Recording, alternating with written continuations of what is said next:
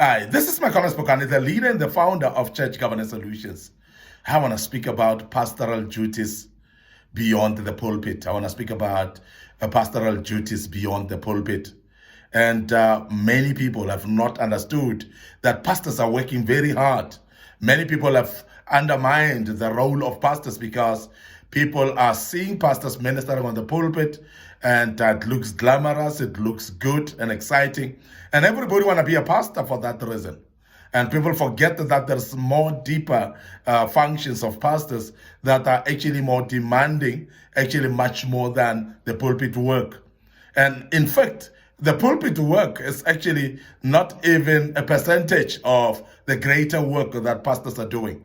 And I want to take off my hat for pastor friends out there. I want to take off my hat for bishops and prophets and evangelists out there, and you apostles and men and women of God out there that are called for this greater calling of God, because that's a great work. And taking care of people's souls, taking care of people that are hurt and injured. A lot of work that you do, and much more deeper than what is done on the pulpit. And that is the reason why I want to outline that, so that congregants and church members, people that are Christians all over the world, you may understand that pastors are not only about preaching on the pulpit.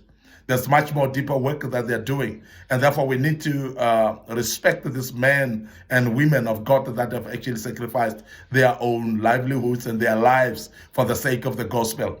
They are called by God, they are following God, and they are doing this work diligently so. And sometimes we actually discourage them, we undermine them, we don't support them either. And we keep on thinking that the only job that they do is off the pulpit. Now I want to outline some few functions of pastors beyond the pulpit. Number one, I would love to mention that pastors are praying for those in pain and in distress. Pastors are forever praying for you as an individual. Pastors are forever praying for you and your family. Pastors are forever praying for people that are going through pains and hurt. Those that have lost loved ones, they pray for them. They pray for those that are going through the pain of divorce and different types of pains, and those that are going through abuse as well. And they've gone through all these pains. Therefore, pastors are keeping on praying for you.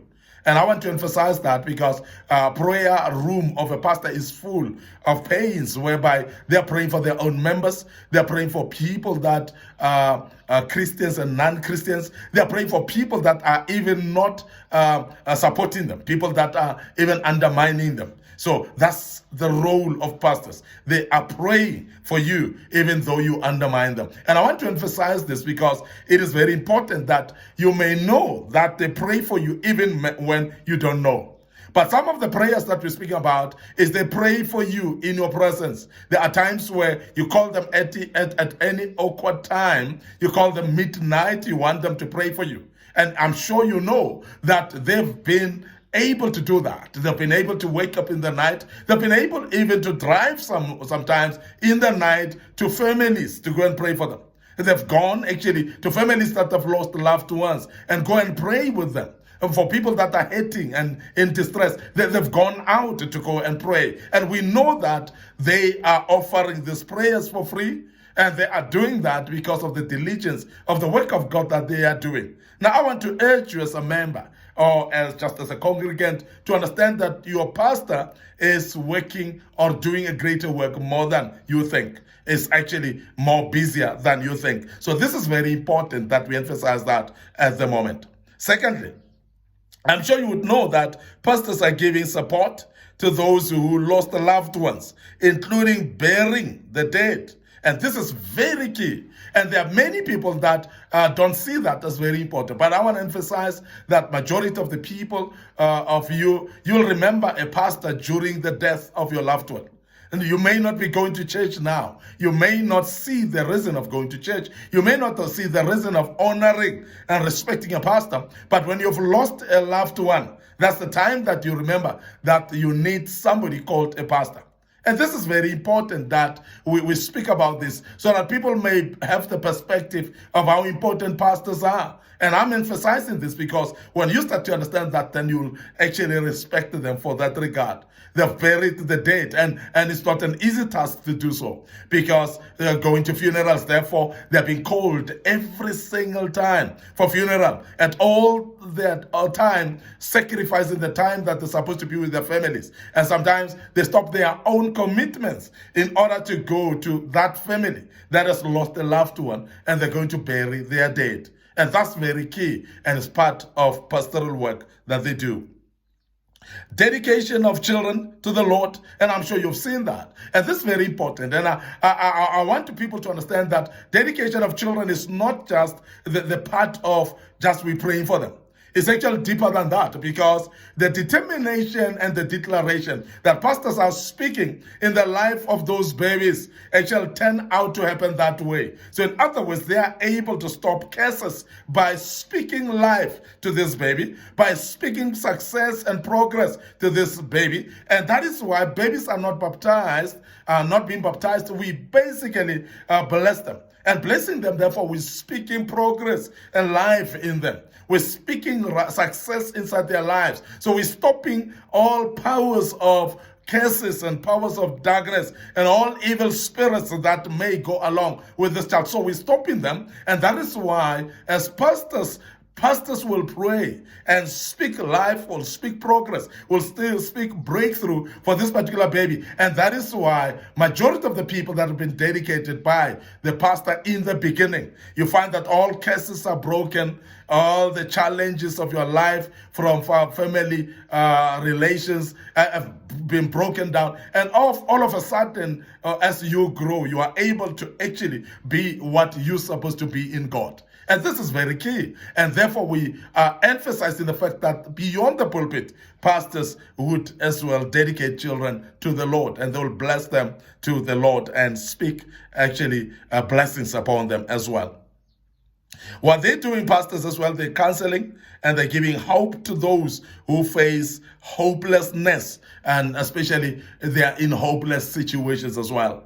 And many people, especially in the days that we're living in, you would agree with me that life has become a bit more despondent and dark, and life has become more challenging for lives of people. And majority of the people are actually in situations where they cannot actually explain what has hit them. But it's difficult because they are facing challenges so much. They are depressed, and they are faced with challenges of depression to an extent that some want to even commit suicide. But it's a pastor that will step in and start counseling people out of that. We have seen whereby people have lost loved ones, but they cannot take the pain. And therefore they feel like, rather I die as well and follow my loved one. But when you look at it, you'll realize that it's only a pastor who will actually walk into those fiery darts and come and sit down with you and counsel you. There are times when people need counseling deeper that will actually set them free from the chains of near death as well. Because, as I say, some would actually even be on the verge of committing suicide. But a pastor will step in and therefore assist in counseling and helping this particular individual to turn around and to start to face life with more hope, and face life actually with more anticipation, and not actually feel like life ends up here. But I want to and urge you, as just members of churches and congregants as well, to understand the work that pastor does beyond the pulpit, that he would counsel and help many people.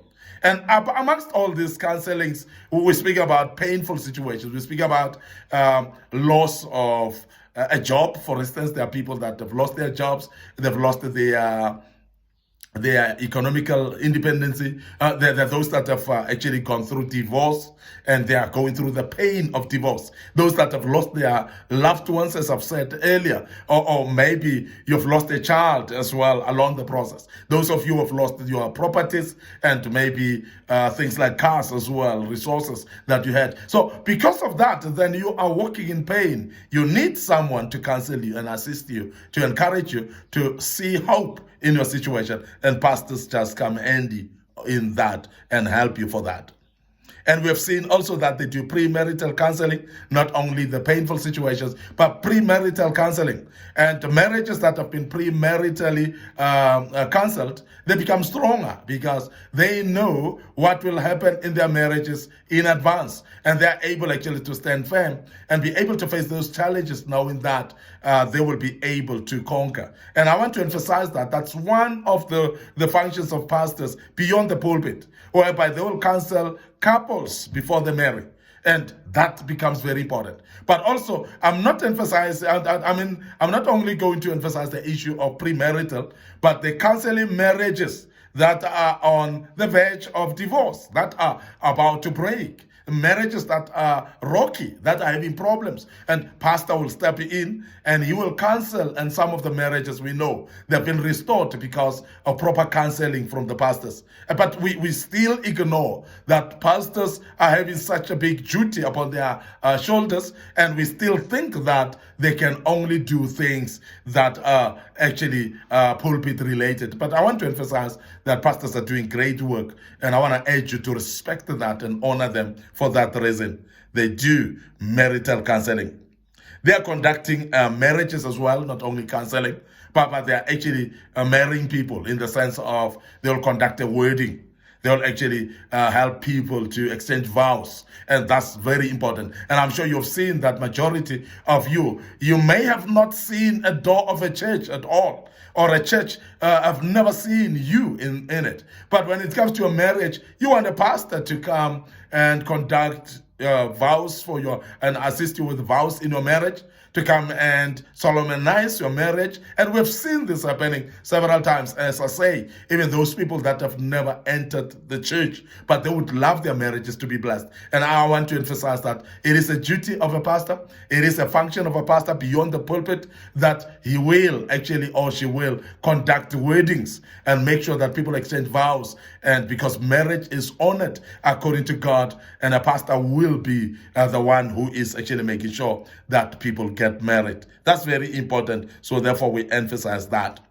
Now, a pastor will be devising means for the church to provide for the needy as well. And we've seen that many churches are actually stepping into the communities and making soup kitchens, and some of them providing the needs of the people, clothing, blankets. We have seen churches providing accommodation for people, providing groceries, and supporting the communities. Why? Because a church actually led by the pastor is actually a community-based